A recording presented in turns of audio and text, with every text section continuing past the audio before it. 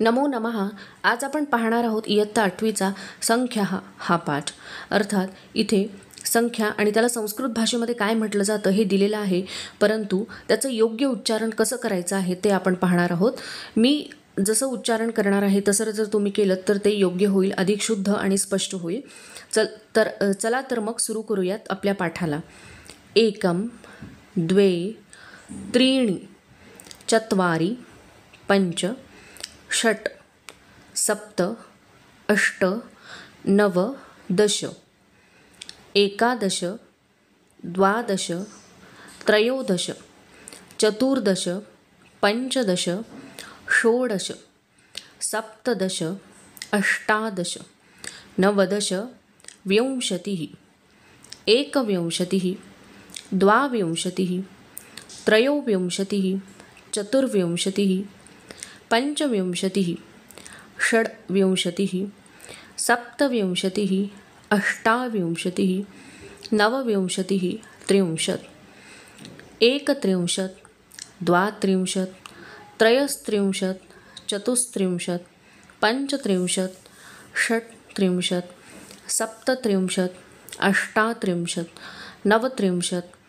चत्वारिंशत्, एकचत्वारिंशत्, द्विचत्वारिंशत्, त्रिचत्वारिंशत्, चतुश्चत्वारिंशत्, पंचचत्वारिंशत्, षट्चत्वारिंशत्, सप्तचत्वारिंशत्, अष्टचत्वारिंशत्, नवचत्वारिंशत्, पंचाशत्.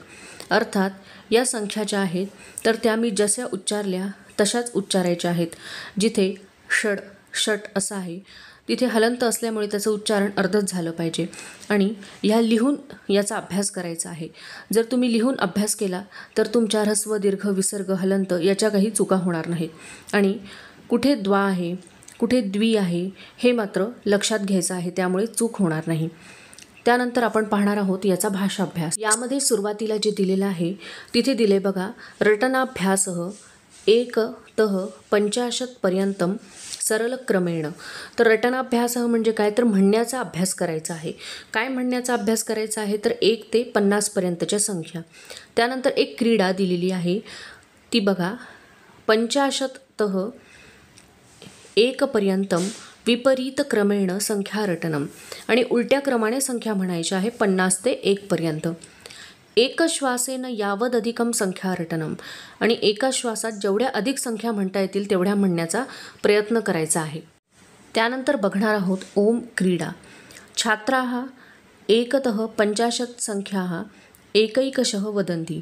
म्हणजे सगळे विद्यार्थी काय करणार, 1 ते 50 पर्यंत संख्या ज्या आहेत तर एक जण त्या संख्या म्हणणार. एक मुलगा 1, दुसरा 2, एकम, द्वे, त्रीणि असं एक मुलगा म्हणत जाणार. तन्मध्ये पंचसंख्यायाः गुणकस्थाने ओम इति वदन्ति. त्यानंतर 5चा जो पाढा आहे तर त्याच्या गुणकस्थानी जसं 5 1 5, 5 2 10, तर 10, 15, 20, 25 असं जेव्हा येईल त्यावेळेला ओम असं म्हणायचं. अशा प्रकारची ही क्रीडा आहे. आणि जो ओम असं म्हणणार नाही त्याच्या गुणकस्थानी तो मात्र त्या खेळामधनं बाहेर केला जाईल. अशा प्रकारे तुमच्या वर्गामध्ये तुम्ही ही क्रीडा घेऊ शकतात. आता आपण बघणार आहोत प्रश्न पहिला. अक्षरैः अंकैः वा संख्या लिखत. म्हणजे जिथे अंक दिलेले असतील तिथे अक्षरात संख्या लिहायची आहे आणि जिथे अंक दिले असतील तिथे अक्षरामध्ये संख्या लिहायची आहे.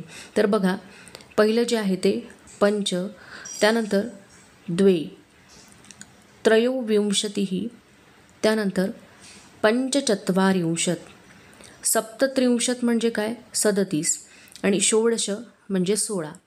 त्यानंतर बघूयात प्रश्न दुसरा. योग्यम उत्तरम अक्षरैः लिखत.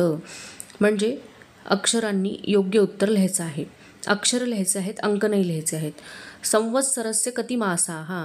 म्हणजे वर्षाचे किती महिने असतात, तर 12. किती असतात, 12, म्हणून 12. गीतायाः कति अध्यायाः. गीतेचे किती अध्याय आहेत, तर 18. किती अध्याय आहेत, 18, म्हणून 18. कति पांडवाः. पांडव किती आहेत, 5. भोजने कति रसः. तर जेवणामध्ये किती रस आहेत, तर षड रसः. इंद्रचापस्य कति वर्णाः. इंद्रधनुष्याचे किती रंग आहेत, तर 7, म्हणून सप्तवर्णाः.